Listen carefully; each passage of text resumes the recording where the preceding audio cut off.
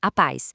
É uma alegria imensa ter cada pessoa aqui com a gente para mais uma análise profunda e, eu creio, transformadora. Hoje, nós vamos direto ao ponto e começar quebrando de vez um dos mitos mais espalhados da nossa geração. Aquela ideia terrível de que a mente humana teria perdido a capacidade de focar, ficando com um tempo de atenção menor que o de um simples peixinho dourado. Já ouviram essa? Pois é, essa afirmação tem gerado muita ansiedade por aí, moldando até decisões em grandes empresas. Mas pensem comigo, será mesmo que a nossa cognição criada pelo Senhor com tanto potencial e com tanta perfeição se degradou a esse ponto? Bom, para responder isso, a gente precisa olhar para os dados reais e, claro, para a essência do coração e do comportamento humano. O tema central da nossa análise de hoje une mundos que, olha, raramente costumam conversar: a neurobiologia, a engenharia de software e a nossa teologia. Nosso propósito aqui não é só encher a mente de informação, mas transformar de verdade a forma como direcionamos a nossa atenção todos os dias. Porque quando a gente cruza a ciência de como os aplicativos literalmente sequestram o foco com os ensinamentos mais profundos sobre a nossa natureza, fica muito claro uma coisa: a luta pela atenção não é só uma questão tecnológica, ela é, acima de tudo, uma intensa batalha espiritual e interna. Então, o nosso roteiro de hoje vai passar pelos seguintes pontos. Primeiro, o mito do peixe dourado. Depois, a engenharia da distração. Em seguida, a equação do comportamento. Aí entramos na batalha das inclinações e, por fim, recuperando o foco profundo. Vamos lá? Seção 1. O mito do peixe dourado.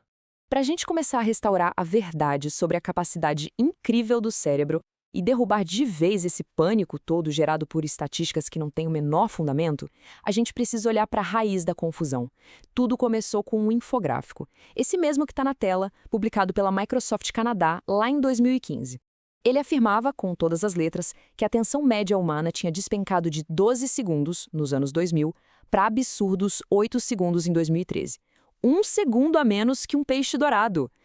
Gente, essa imagem se espalhou como um verdadeiro incêndio. Foi parar em palestras, artigos científicos e até em livros de direito. A ideia que ficou foi a seguinte: se quisermos comunicar qualquer coisa hoje em dia, temos que fazer isso em menos de 10 segundos, senão já era. Mas olha só que coisa interessante. Existe um abismo enorme entre essa lenda urbana e o que a ciência realmente diz. Sabiam que essa estatística dos 8 segundos surgiu da observação de apenas 25 pessoas que estavam abandonando os sites de que não gostavam, lá em 2008? É sério! E para completar, biólogos marinhos já confirmaram que os peixes dourados têm, na verdade, uma ótima memória e muita capacidade de foco. A grande verdade, confirmada por cientistas seríssimos, é que a nossa capacidade biológica de manter a atenção em adultos saudáveis não sofreu nenhuma mutação degenerativa. Ela continua exatamente tão estável quanto era no século XIX. Ou seja, o cérebro não quebrou, não tem defeito nenhum. O que mudou drasticamente foi o ambiente ao nosso redor. O que nos leva à nossa seção 2, a engenharia da distração. Se a nossa biologia está intacta, por que existe essa sensação de exaustão mental o tempo todo? A resposta está bem nas palmas das mãos, nas telas. A realidade nua e crua está estampada nesses números globais de tempo de uso. Desde o início da popularização dos smartphones em 2013, o tempo médio conectado subiu quase 1 hora inteira. Durante o pico dos confinamentos em 2021, chegamos a bater quase 7 horas diárias. E as projeções mostram que esse padrão altíssimo de consumo simplesmente veio para ficar. São quase 7 horas por dia dedicadas a interfaces eletrônicas. 7 horas que muitas vezes substituem conexões reais, a leitura da palavra, a comunhão e até mesmo aquele descanso que o corpo tanto precisa. E a grande pergunta é: para onde está indo todo esse tempo? Os números mostram um consumo brutal de conteúdos super curtos. O TikTok, por exemplo, lidera disparado com incríveis 95 minutos diários em média. E atenção, isso é classificado com um nível de risco crítico de dependência. Logo atrás vem o YouTube e depois o Instagram, com 38 minutos, trazendo riscos altíssimos, principalmente ligados à autoimagem. Esses formatos super estimulantes, com vídeos curtinhos, praticamente dominam a economia da atenção hoje. E, meus irmãos, podem ter certeza, isso não é obra do acaso. É um design meticulosamente planejado. O grande segredo por trás desse engajamento todo está em uma palavrinha: eliminação de fronteiras. Pensem num livro físico. Quando lemos, o fim de cada página oferece um limite natural. O cérebro precisa tomar uma decisão consciente, fechar o livro ou virar a página. A tecnologia simplesmente arrancou isso de nós.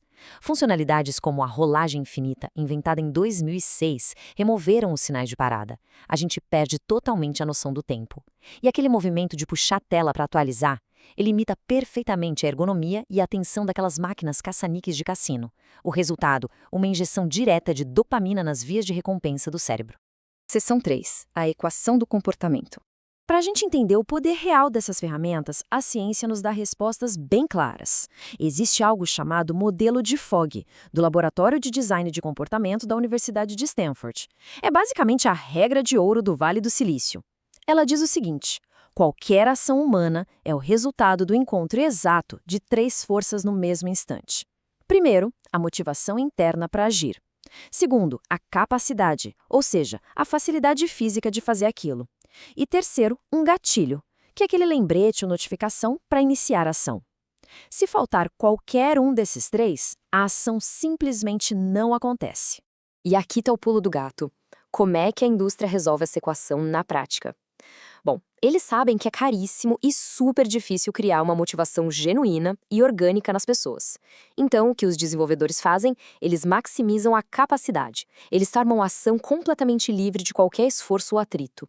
Com a rolagem infinita e os vídeos que começam a tocar sozinhos, o nosso esforço cai para quase zero. E preste bem atenção nisso. Quando o esforço é zero, não é necessária quase nenhuma motivação para continuar rolando a tela. Fica no piloto automático. Seção 4. A Batalha das Inclinações. Agora, vamos entrar numa parte fascinante. Todo esse dilema cibernético tem paralelos perfeitos com a nossa teologia e com as verdades eternas. O pastor Luciano Subirá traz uma visão poderosa para entendermos as nossas atitudes através da carta aos Romanos, focando numa palavra-chave: inclinação. A inclinação é como o movimento de um pêndulo, sabe?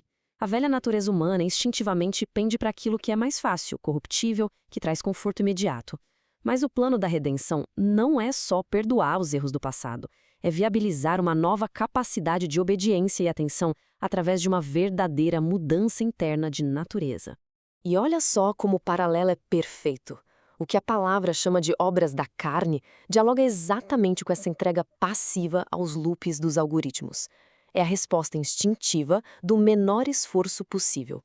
Por outro lado, viver no espírito exige intencionalidade. Exige de resistamos ao atrito e tenhamos uma obediência ativa, que na maioria das vezes vai totalmente contra a via mais fácil. A nossa mente, seja na visão da neurobiologia ou da fé, é o grande prêmio dessa imensa disputa.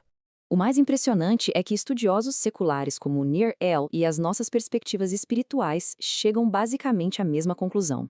Ale argumenta que a mão não pega o celular apenas porque ele apitou. Fazemos isso para fugir de algum desconforto psicológico interno, como o tédio, a frustração ou a ansiedade. E teologicamente falando, isso é o reflexo da velha natureza corrompida, sempre buscando um consolo rápido e terreno, em vez de enfrentar o desconforto necessário que gera crescimento espiritual e uma paz genuína.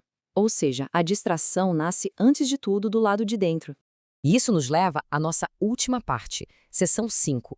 Recuperando o foco profundo.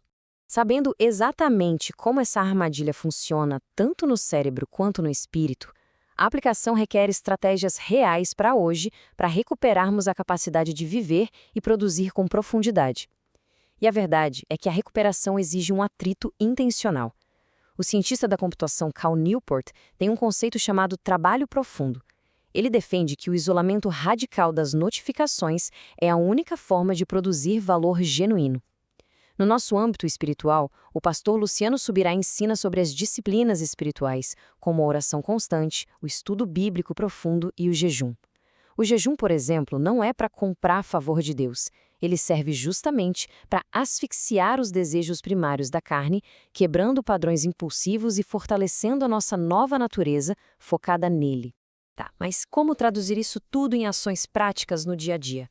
Existem métodos altamente eficazes. Primeiro, mudar a tela do smartphone para a escala de cinza, o famoso preto e branco. Isso corta drasticamente a recompensa visual de dopamina. Segundo, definir blocos rígidos de tempo no calendário e cumpri-los. Terceiro, aprender a reconhecer o sentimento de ansiedade antes de abrir um aplicativo. e simplesmente aguardar alguns minutos. E por último, adotar disciplinas constantes, seja na leitura rigorosa, no silêncio na presença do Senhor, desenvolvendo uma verdadeira resistência contra esses estímulos baratos. Para encerrar nossa análise, eu quero deixar uma provocação carinhosa, mas muito honesta, para uma reflexão profunda. Da próxima vez que a mão alcançar o celular pela 20ª vez no dia, faça a seguinte pergunta: isso é fruto de um desejo ativo e intencional? Ou é só um reflexo perfeitamente condicionado por designers lá do outro lado do mundo? Ter consciência dessas forças espirituais e mecânicas é o mesmíssimo primeiro passo para uma vida de propósito, atenção verdadeira e profunda transformação com Deus. Muito obrigado por dedicar o bem mais precioso do ser humano nesta análise, a sua atenção. Que Deus abençoe ricamente, fiquem na paz e até a próxima.